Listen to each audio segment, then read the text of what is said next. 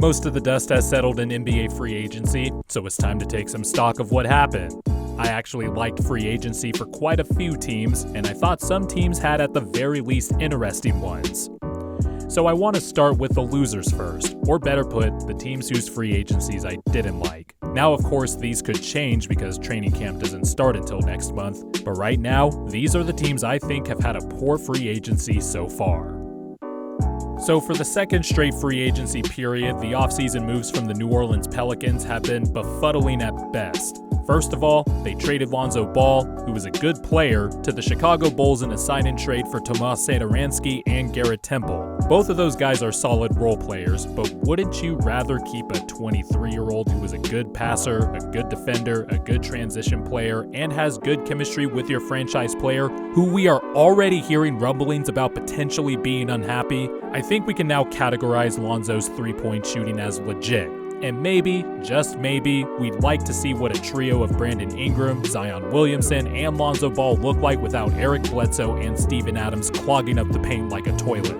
The Pelicans began the offseason giving up picks to get off of Bledsoe and Adams, which, fine, President of Basketball Operations David Griffin recognized his mistakes from the previous offseason, but they were moves that shouldn't have been made in the first place. They cleared up cap space to try and get Kyle Lowry, that wasn't a big secret at all, and whiffed, so they decided not to keep Lonzo Ball.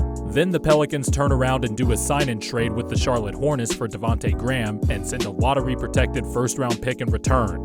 I like Graham and think he provides spacing, which is what the Pelicans need, and he has improved as a playmaker from the previous year, but that's about it. He is small, a liability on defense, and has shot poorly in every other area of the floor. And dirty secret, Lonzo has had a better three-point percentage than Graham the last 2 seasons. Lonzo is also a better playmaker and can just do other things on the floor even with his half-court limitations. It was clear that the Pelicans were looking for a point guard not named Eric Bledsoe, but they whiffed hard and missed out on other available point guards this free agency. They did get back Jonas Valanciunas in that Bledsoe-Adams trade with the Memphis Grizzlies, and Jonas is a better fit than Adams on this team offensively, but that isn't saying much because I still question the fit of Jonas, who likes to beat people's asses on the post, with someone like Zion, who is a 6'7" bowling ball around the rim. These last 2 off seasons from the Pelicans have finally exposed David Griffin, who I've long thought was overrated. At the very least, I thought he was competent, but now that's out of the window.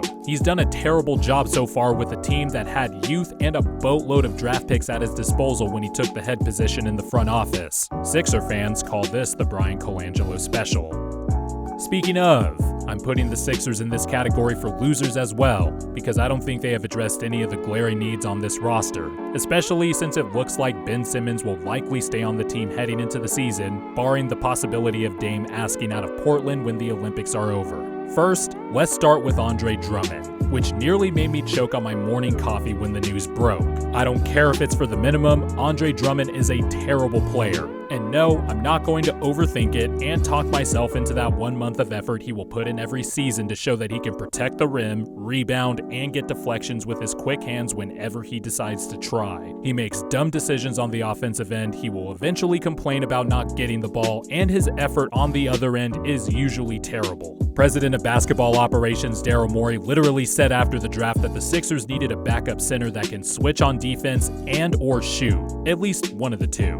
Drummond does neither, and the signing makes no sense. He has more talent than Dwight Howard at this point in their careers, but he is not better than Dwight, and I don't believe Drummond will change and accept a limited role like Dwight, and even then, Dwight ended up being unplayable in the playoffs like most Sixer fans predicted before the playoffs even started. Oh, this reminds me, this will probably incentivize head coach Doc Rivers to keep playing Drummond in situations where he is clearly unplayable, because that's just what Doc Rivers does. The only thing good about this deal is that it's for the minimum, so the team can move on if it doesn't work, which, if I'm a betting man, it won't. Oh yeah, and did you think I forgot about the fact that Joel Embiid has publicly flamed, roasted, and sautéed Drummond on and off the court over the years? The Sixers also didn't address the fact that outside of Tyrese Maxey and a little sprinkle of Seth Curry, they still don't have a guard who can dribble and shoot at the same time. All of the viable options have either gone to Miami, Brooklyn, or the Lakers. Then, they waived George Hill, which would have made sense if a sign and trade with someone like Danny Green was coming down the pike. But then they re-signed Green. which is good for the Sixers, but now waiving George Hill makes less sense. Hill, for the most part, was not healthy and was bad for the Sixers, but at the very least, it would have been another tradable contract. George Niang is a nice upgrade as a bench stretch 4 over Mike Scott, but overall, the moves so far haven't addressed the Sixers' needs, and the Ben Simmons situation has not been resolved, at least for now. This has been an underwhelming series of events in an offseason that is extremely important for the Sixers.